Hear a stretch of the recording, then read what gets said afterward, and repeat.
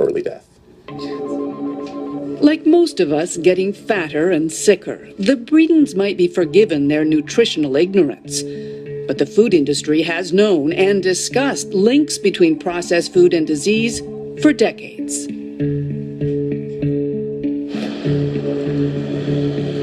It was Minneapolis, 1999. Obesity was only an emerging problem back then when the heads of America's biggest food companies arrived for a rare meeting.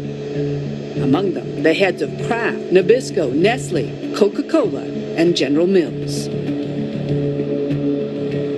These are executives who normally are fighting each other for space on the grocery store.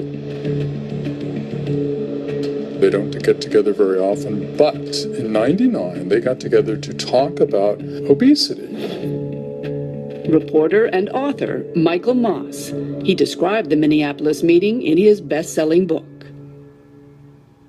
And they had been pulled together by a cabal of insiders within the industry who had increasingly become concerned about both the industry's responsibility for and culpability for being blamed for obesity.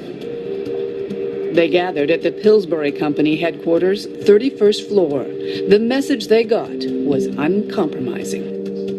And it was delivered by two of their own.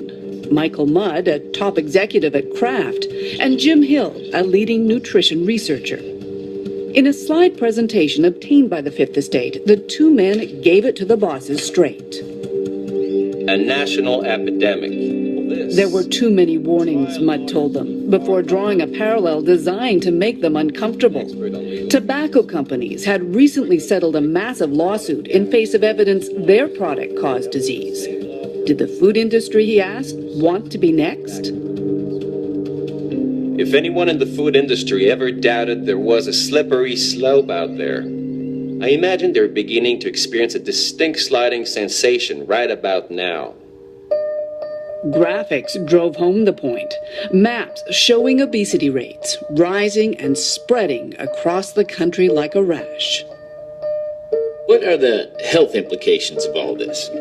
Studies show that obese individuals are at a higher risk of developing chronic diseases, such as diabetes, heart disease, hypertension, and cancer. Topping the list of contributing factors, the ubiquity of inexpensive, good-tasting, supersized, energy-dense foods. In other words, the very foods the CEOs were in charge of selling. The two men were hoping for money to study the link between food and obesity. Instead, they got a tongue lashing, starting with Stephen Sanger, the head of General Mills. He was rather furious at Mudd for bringing this to them and blaming them for this. And his defense was, look, we already offer consumers a choice. If they want low-fat this or low-sugar that, we have those products in the grocery store. We feel we're already being responsible both to consumers from a health perspective, but also to Wall Street. In other words, they didn't want to know. Now, it's one thing to silence troublesome voices in their own companies. Michael Mudd eventually left the food industry out of frustration.